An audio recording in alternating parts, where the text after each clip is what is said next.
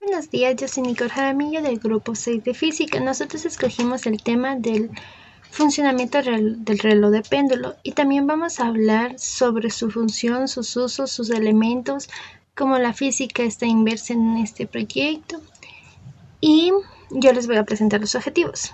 Tenemos como objetivo definir el concepto, las partes y el uso correcto del péndulo, determinar el funcionamiento del péndulo de un reloj y demostrar cómo la física está inversa en el funcionamiento del péndulo.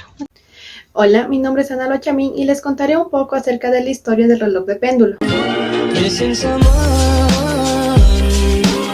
El reloj de péndulo fue inventado en 1656 por el científico holandés Christian Huygens, quien se inspiró en las investigaciones de los péndulos iniciadas por Galileo Galilei alrededor de 1602.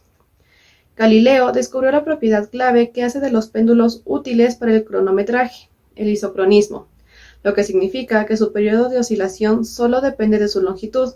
Galileo tuvo la idea del reloj de péndulo en 1637. Su hijo inició su construcción en 1649, pero nunca lo terminó. Por otro lado, Christian Huygens inventó el reloj porque necesitaba medir la hora con precisión para sus trabajos astronómicos.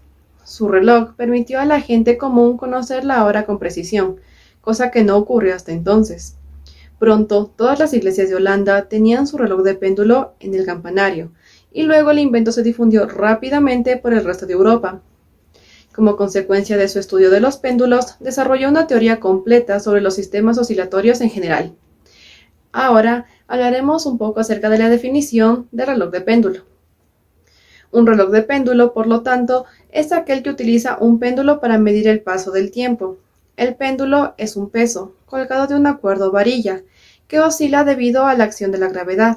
El tiempo de oscilación del péndulo, es decir, lo que tarda el péndulo en moverse de un lado a otro, es constante y depende de la longitud del péndulo, algo que permite usarlo como reloj.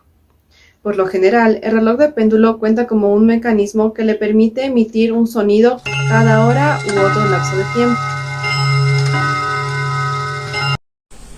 Mi nombre es Kerlin Pulamarín y voy a dar a conocer las partes por las cuales está conformado un reloj de péndulo. La pesa es el motor que impulsa al reloj. Según vaya corriendo, las pesas irán bajando y su altura se irá reduciendo hasta llegar al límite. El péndulo es el elemento que ayuda a regular la velocidad de la caída del peso. Es una pesa redonda que oscila en el extremo de una varilla metálica y siempre va a un ritmo constante. Rueda de escape es la fuente del tan característico sonido tic-tac que producen los relojes de péndulo. Es un artefacto que transforma el movimiento rotacional continuo en uno oscilatorio. Tren de engranajes es el conjunto de ruedas dentadas, llamado así debido a que cada uno de los engranajes se conecta al siguiente y así sucesivamente para transmitir fuerza motriz al escape mediante el ritmo que le impone al volante espiral. Volante espiral es el instrumento principal del reloj de péndulo. Se compone del volante y el espiral, que permite dividir el tiempo en partes iguales, independientemente de la fuerza que reciba, y nunca deja de oscilar. Las agujas.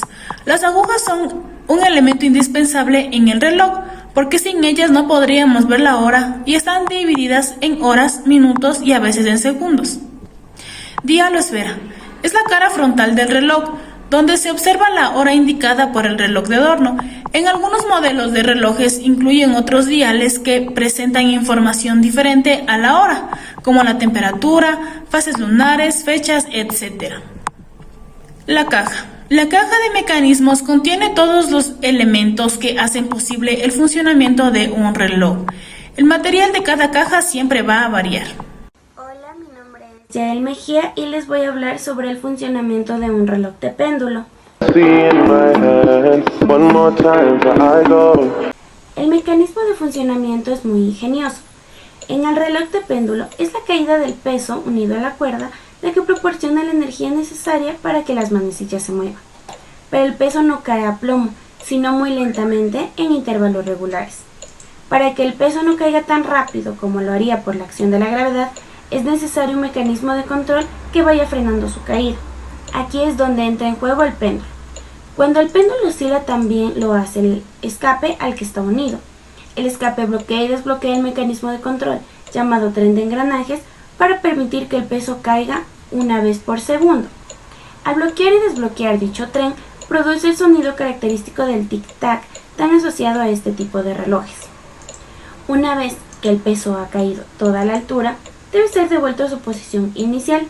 El tiempo necesario para enrollar un reloj de péndulo varía según su diseño interno. Por ejemplo, un reloj con un peso más pesado puede almacenar más energía potencial y por lo tanto puede funcionar más tiempo que un reloj ligero. Este tiempo puede ir desde unos pocos días hasta un año. Los relojes de péndulo son increíblemente precisos y una muestra más del ingenio de los relojeros. Hola, mi nombre es Carolina Altamirano y yo les voy a hablar cómo la física está inmersa en el reloj de péndulo. Principio físico. Es un dispositivo que consta de una masa sujeta a un tensor de peso, despreciable, el cual, al ser desplazado respecto de su posición de origen, oscila de forma regular, es decir, un movimiento armónico simple. La ley del sincronismo, duración de las oscilaciones, es independiente a la amplitud, es decir, que hay pequeñas oscilaciones inferiores a 8 grados. La ley de masas, tiempo de oscilación, no depende de las masas. Ley de longitudes. La oscilación de dos péndulos está relacionada por las raíces cuadradas de sus longitudes diferentes. Parte, fuente de energía, principio físico, pesa, torno. Es una máquina simple, el torno. Torque, por acción del peso, sujeto a un tensor que está arrodillado en el cilindro. Se produce un torque en el eje del cilindro, que este es equivalente a torque, es igual a el radio del cilindro por la fuerza producida por el peso. La fuerza viene siendo la masa por su gravedad. Parte, fuente de energía, principio físico, pesa, energía y aceleración.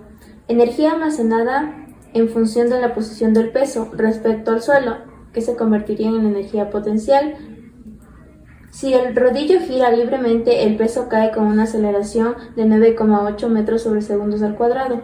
El tiempo de caída en función de la altura y la aceleración gravitacional a cada segundo aumenta con la velocidad. El movimiento de la pesa produce un movimiento angular en el cilindro, por tanto tendrá una velocidad angular. Parte, fuente de energía, principio físico, pesa, velocidad angular. La velocidad angular es un ángulo recorrido por unidad de tiempo. Si se mide en términos de revoluciones, esto quedaría igual a una revolución es igual a 2 pi radianes. Cuando es una vuelta completa, nos quedaría igual que la velocidad angular es radianes sobre el tiempo. La velocidad lineal es la velocidad angular por el radio. Para calcular las revoluciones por minuto, si una revolución por minuto equivale a 360 grados sobre 60 segundos, esto nos va a dar igual a 2 pi radianes sobre 60 segundos. Despejando esto nos va a dar como resultado que revoluciones por minuto es igual a la velocidad angular por 30 sobre pi radianes. Es un problema de movimiento armónico simple, un péndulo. La aceleración máxima calcularlo dado la amplitud máxima y el periodo. Esto es un imán, ¿ok? Colgante. El enunciado no se va a tomar solamente los datos. Un periodo de 6 segundos. Dos fórmulas. Frecuencia angular es 2pi entre el periodo y la aceleración máxima es la frecuencia angular al cuadrado por la amplitud. Tal cual como lo ven. Vamos a reemplazar el 6 acá, ¿ok? No hay problema que no pongamos los segundos. Entonces radianes sobre segundo es 2pi sexto. Simplificamos mitad y mitad y da pi tercio radianes sobre segundo. Son las unidades de la frecuencia angular. Se reemplaza conjunto de la amplitud, señores, y eso es todo. Es súper rápido. Amplitud máxima sería pi tercio al cuadrado por 4 de la amplitud, o sea, metros. Y con los segundos al cuadrado esto va a dar metros por segundo cuadrado, que es la aceleración máxima. Esto queda pi cuadrado sobre 9 por el 4. Queda 4 pi cuadrado sobre 9. Unidades es metros por segundo cuadrado. Recuerden que los radianes no se toman en cuenta cuando hay otra unidad.